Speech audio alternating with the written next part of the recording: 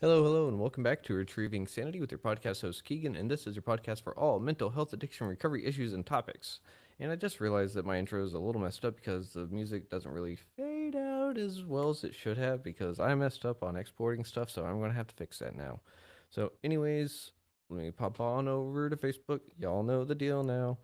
Why Retrieving Sanity owns Retrieving Sanity? I don't know. But, anyways, that was Len May, and boy, oh boy, that was an awesome interview. And I feel bad just for the sheer fact that I'm sitting there going like I flubbed up just because I'm so discombobulated right now that I was like, this is a super awesome interview and super interesting stuff. And my brain is just like, it's not drawing a blank, but it was like trying to like stuff a jar full of more stuff whenever you can't put more stuff in there. So it was like overflowing. And so it was like more stuff, old stuff out, more stuff, old stuff out. So I feel like I may have forgotten something important and I don't know what. Oh, no, that was not part of the episode. Anyways, if you're watching this, today is Jordy's birthday. So you should go to her Facebook page and leave her some happy birthday wishes, Merry Womb Evacuation Day wishes, whatever you want to call it. So yeah, go drop Jordy a happy birthday wish for me. And anyways, um, that was one of the cooler episodes, I think, because it is going down to the building blocks of me, of you, of everyone. And it's just like, if we can understand those predispositions, then it's like, hey, if I knew, if I knew, if I knew that I had a predisposition to becoming alcohol dependent, I would not have picked up alcohol. Like, and part of me may have been like, oh, it's a chance, right? There's a chance that I could become dependent or addicted. And it's like, you know, whenever I, and so here's the weird part, right? I think this is kind of the thing that was throwing me off subconsciously about this whole thing, right? Because this is great having genetic markers to sit there and pair with your vital markers and your personal experiences, how you're feeling, and everything to be able to say, look, this is the best roadmap to the best physical you is just great. I love that. It's so freaking cool. But it does poke a hole. It pokes a hole. And it pokes a hole in something that I'm not proud that it pokes a hole in. So, here we go. You ready for this? Is addiction a moral choice? And so, right there is like, oh, if I had the knowledge that I could have ended up being addicted to alcohol, and I did it anyways, does that not fall on me to say that was totally my choice? Right? Right?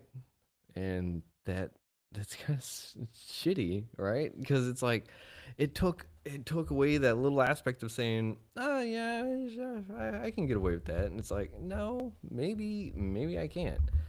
I'm sorry I'm moving the mic. It just doesn't feel comfortable, like, so I can hear myself talk if I'm over here too much, whatever.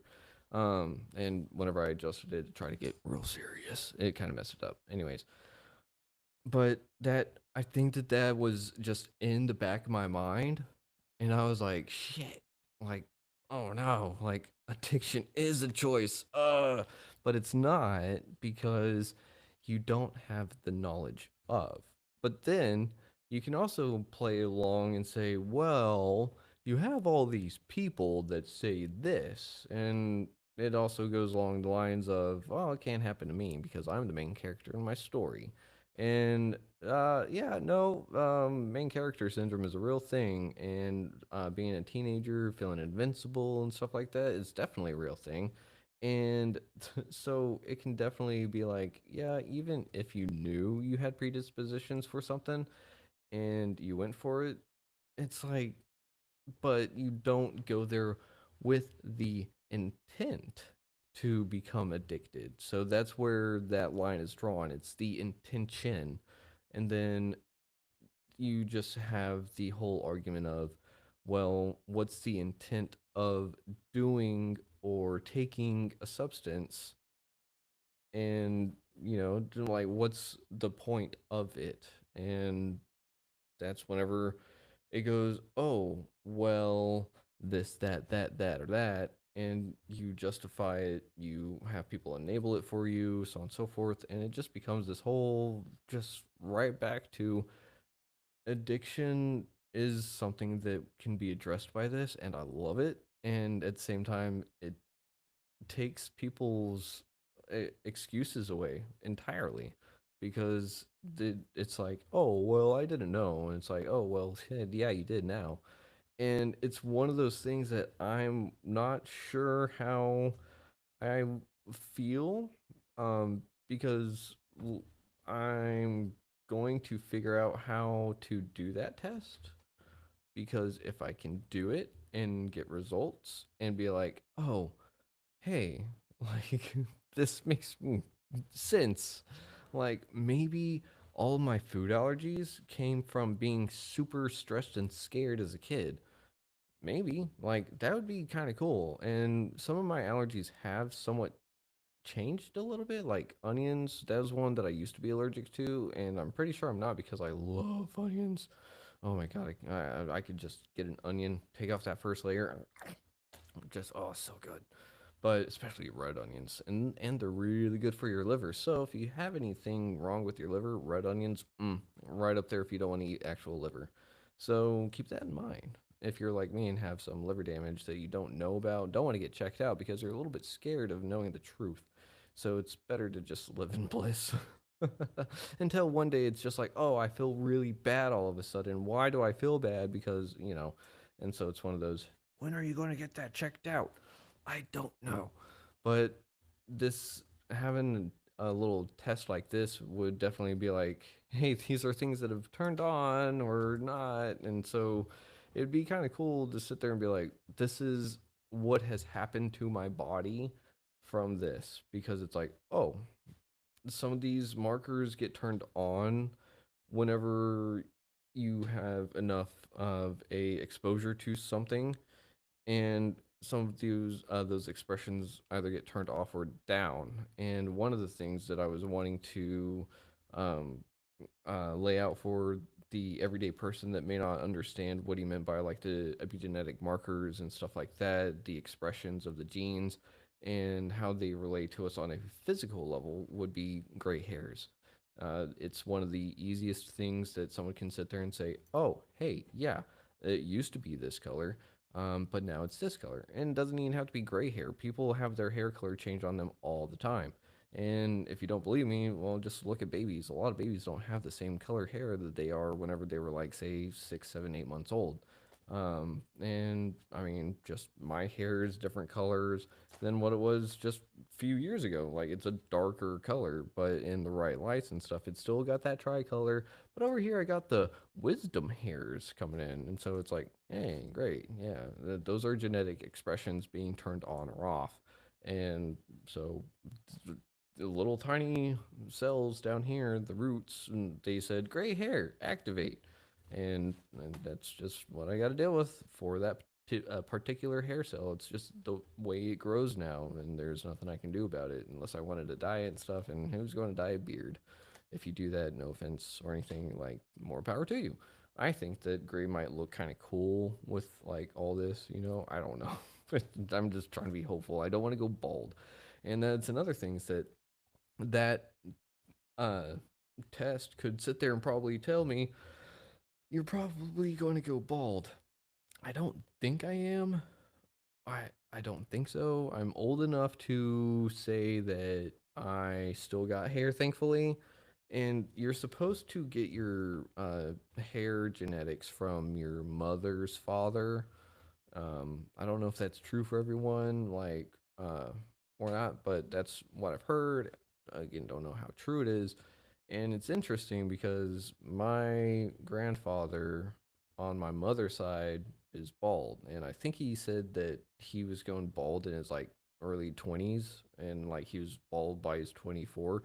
If I'm wrong on those dates, I am so sorry, E-Pops, but it's just one of those things. I learned that whenever I was like this tall.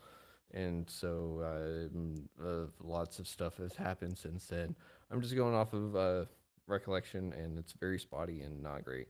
But that's one of the things is that if I know that I definitely have a predisposition to that, I can do things to say I want to keep my luscious locks, but it's one of those things too. Like I may not be able to stop it, but maybe I can do something to at least help it, and that makes me feel better, and that helps this feel better, right?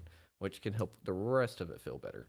And it was really interesting to hear some of the things that those expressions can show up as. And I think the one that I just find super interesting is the one that he himself said that he had, that he will sneeze whenever he is full. And it's like, huh, like the human body is very, very, very, very, very strange. And that was weird. My, like, everything just went like the internet was like dying and catching up to me all of a sudden, or I don't know. What I can say is that I'm really, really excited about like all this stuff because if I get, not if, when I get Len May back on the show, we're going to go over my test and stuff because, like I said, going to figure out how to do it. And once it is done, get him back on the show, go over my results, and then from there, like, sweet, what can I do to like keep this going and stuff? And like one of the things that I'm like, oh, this podcast is so cool and fun to do and stuff, but it's like I come across these things and I'm like, I want to spend money on them, and it's like I can't, but I can too if I want to because this is honestly something that's like really, really, really, really cool, and not only that, but it offers up a roadmap to my best self, and it says, hey, look, here you go. The thing that you've been wanting for years is now right here, and you're not going to do it because it costs money. And it's like, shit, you're right. And I'm talking myself into it, but I also have to be responsible. So, we're just going to figure out how that's all going to go down. We're going to actually get it done. We're going to have him back on for another episode about it and everything. And I think it's going to be super duper cool because then we can make it really relatable and just be like, oh, yeah, like ah. And if you know me, then you'd watch that episode and it would probably be like, yeah, that makes a lot of freaking sense. Or, oh, I didn't know that. And it'd just be like, huh, yeah, me neither. Or, oh, hey, that makes sense. And I don't know. I'm excited for it. And I don't know. Yeah, it was really, really, really fun. And oh man, this is weird. So I've got the music for myself. Y'all can't hear it. I have it on preview because if I do it live, it makes my audio crap. So I wish I could figure out how to not do that. And maybe it'll do it better if I have my microphone turned up higher than what I used to because y'all don't really freaking care about this. Anyways, maybe I can have my background music on with everything else again. I don't know. Probably not. Let's just be honest. It's a lot more trouble than it's worth live streaming. But part of me is like, do I want to do the background music on the episodes again? Part of me says yes, part of me says no. I don't know if people like it or not. I should definitely include that in a radio episode and just be like, hey, if you want to hear the background music in the podcast again, then just email me. Leave a comment on the website or something. I don't know. Oh, and that was another thing. Part of me, after I was speaking to Max Vanek, I, I remembered, Max Radovanik. After speaking to him, I was like, maybe I should do like some sobriety coaching kind of thing. I don't know. That like, not to say like, oh, that's what my whole job is going to be, my whole career. That would be kind of cool. Help people through sobriety. Like, it just whatever floats their boat, help them through it. Like a paid sponsor, but like not going through the 12 steps.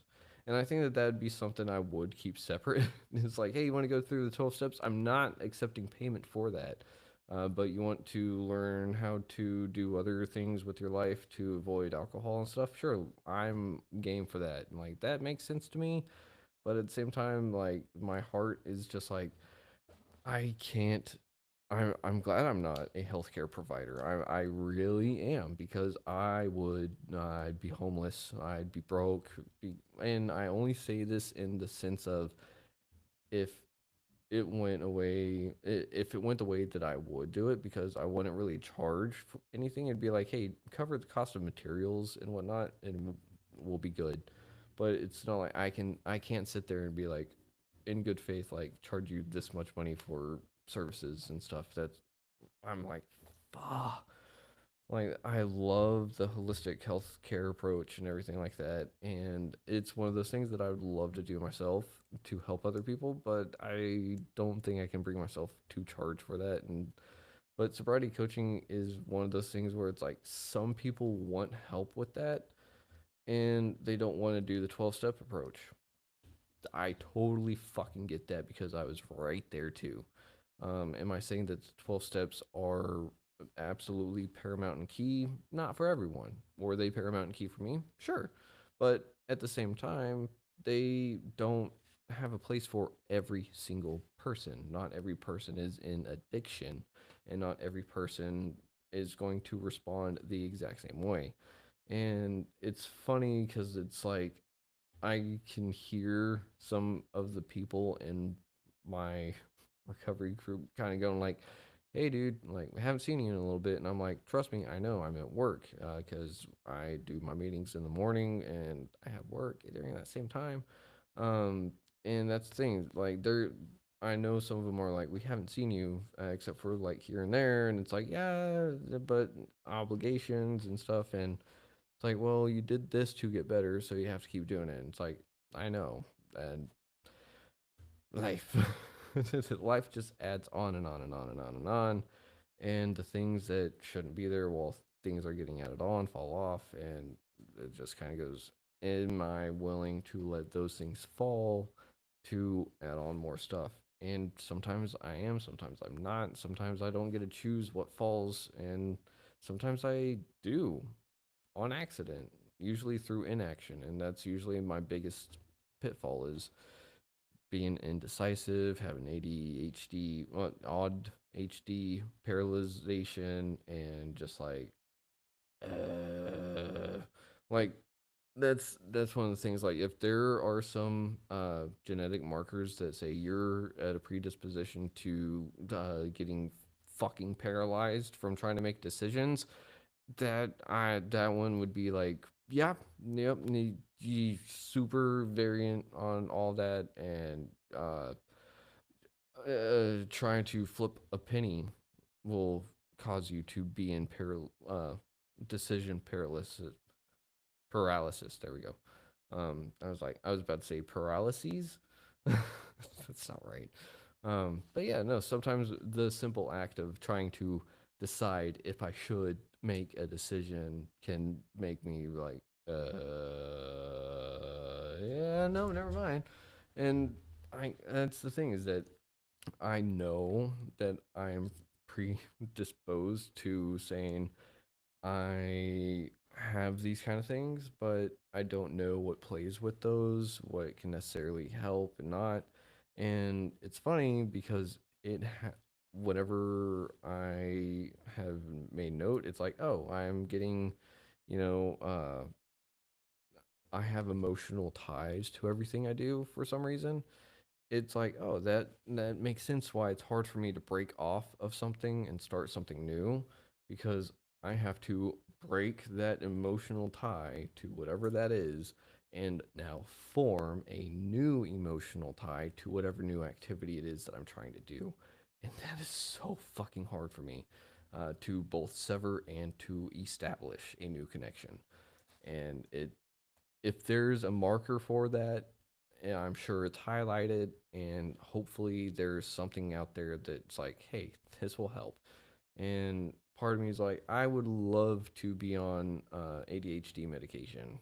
I absolutely would. I would probably have a fantastic podcast that is edited all the way through and through with like I'm talking like grade A podcast animation, transitions, all of it, the whole shebang, because I could actually sit there and fucking focus.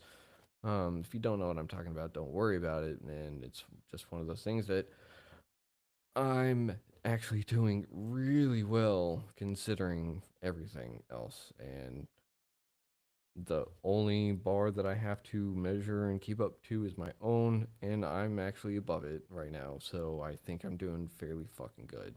Objectively, maybe not, but subjectively, I'm actually feeling like pretty good.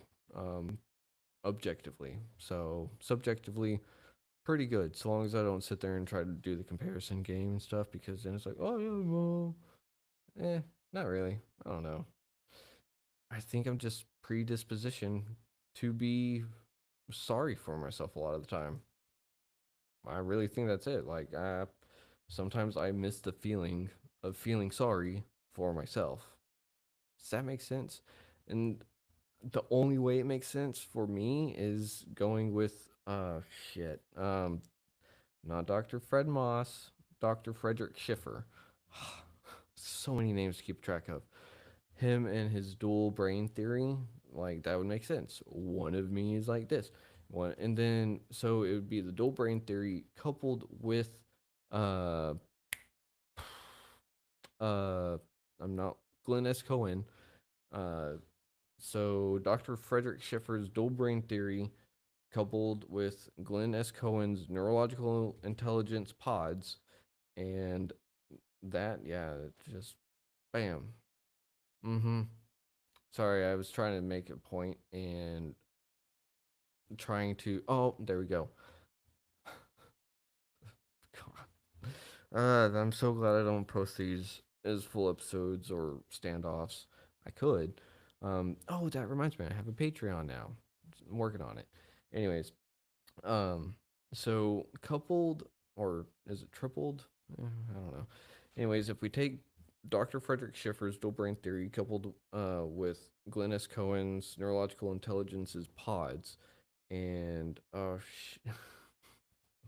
and uh, the predisposition of sorts and all that. So there's essentially multiple me's within two different parts of my brain, and one of those me's likes to feel sorry for the rest of the me's. And whenever he kicks on, it's funny because now it's like I had that. It was a nostalgia feeling, and I was like, I kind of miss that. And I was like, wait, what? And I was like, I miss feeling sorry for myself.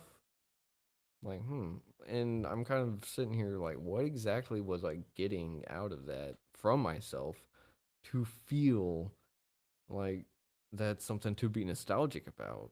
And I honestly don't know what the hell it is, but it's confusing the hell out of me. And it's like the only thing that I can think of in some of those instances are uh, the substances that got me out of the hole in the first place, and then got me right back in it. So it's kind of like, I don't really think it's that though, and because it's not like, oh, I gotta go buy this or go do that. I don't have those urges, and if I do, I call someone and talk about them or do something else to get it out of my system, literally, like exercise, meditate, stuff like that. Um, but it's something along the lines of like, I don't know, like, I would like to know why I like to feel sorry for myself, and I just don't know it. And I can at least admit it now, and to everyone that ever used to be a friend or whatever, just like, oh yeah, he was a negative Nancy. Like, damn right I was. I'm sorry, but you know, that's what it was. Is that I had to be my own best friend, my own stand up, and protect my own self kind of thing because no one else really would in a lot of senses. And then it also goes back to having a TBI or a couple of them. And it's like, oh, people go nonverbal with it. It's like, oh, that really makes sense of like how I felt trapped inside my own head for so long, why it's hard to communicate, why it's so easy to not communicate, and stuff like that. And it's just like I just have all these things that just build up to this huge, just slow burn, and eventually it explodes. And then here we are after years of rebuilding and everything, but damn, like, I'm not trying to say like I want things to pin, like, oh, I can blame this, I can blame that, or whatever. No, it's just like, man, like, I'd like to know the whys, and the only person that can figure those out is essentially my subconscious and myself. And it's a lot of work, but it's fun. It's not easy, but there's a lot to it. And if finding out some of these genetic markers can make it easier, facilitate even better recovery of sorts and stuff, oh, I'm all for it. Like, and I advocate for it too because that is going to help change the lives of those around me as well. Because if I create a better me creates and produces better results, and those results and actions and consequences in turn help out those around me. So after a decade or so of not good actions and stuff, then I can at least sit there and say, I want to do something and help out a little bit more. And it usually starts with doing the insight stuff. Is it easy? No. Is it fun? It can be, but not always. So don't let it get you down. If you feel like you're not having fun doing it's coming. Um, I'm trying to think, and there's like five different things that are on my mind, and I can only take care of like two of them. Real, yeah, within this evening, and then I have tomorrow to pick up from there. So if I don't let myself get overwhelmed, we can actually tackle a whole lot of stuff. Get this weekend going good, and I mean the podcast is going to hopefully look a little bit better. I'm trying to figure out how I want to do some of these episodes. And I'm really thinking and playing with the idea of having a second. Oh, I don't know what that was that I saw move. Um, don't worry about it. Uh, I think it's just a reflection off of, yeah, probably just a bird passing through reflection on the window. Anyways, ah, mm, I got a lot of stuff on my head with the podcast, and I'm thinking about getting a uh, semi-permanent co-host.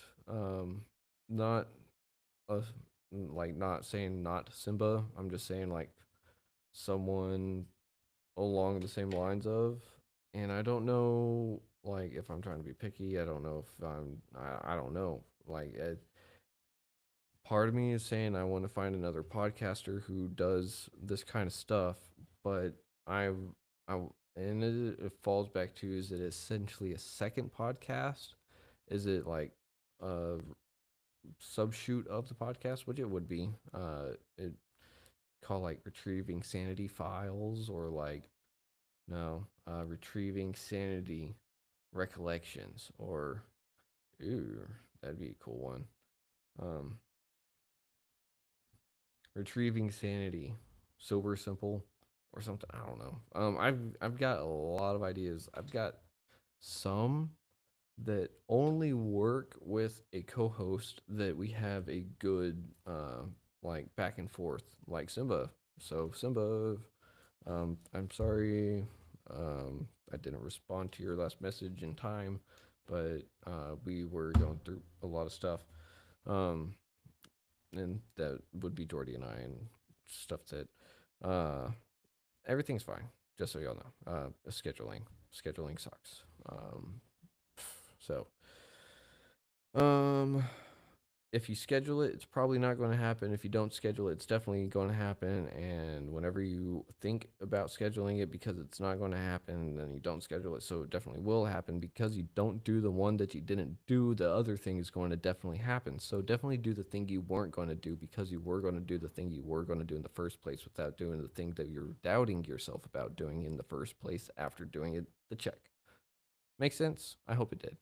So with this, I'm going to go ahead and leave y'all here a little bit perplexed, confused, and hopefully going on over to endodna.com or lenmaycoaching.com to get one of your test kits to find out some of your epigenetic markers so you can figure out how to find out your best roadmap to your best self. And with that, everyone have a great weekend because I may not see you on tomorrow, Sunday, or maybe Monday. We'll see. So if I don't see you Monday, actually, we're going to make a special podcast just for Monday, just for Memorial, just for Memorial Day. We're going to have a special podcast. So I've got an idea, a really good one. It's going to be really cool if I can get it pulled off. It's not up to me on this one. So just hang around, sit back, relax, and anticipate Monday because we're going to have an awesome episode, whether my idea gets fleshed out or not. So, as always, thank you much, and I hope you have a great rest of your whenever you're watching this. And, uh, Schlan, bye. Oh, I love it. I hit the button and the mouse moved. So now I just look odd and funny.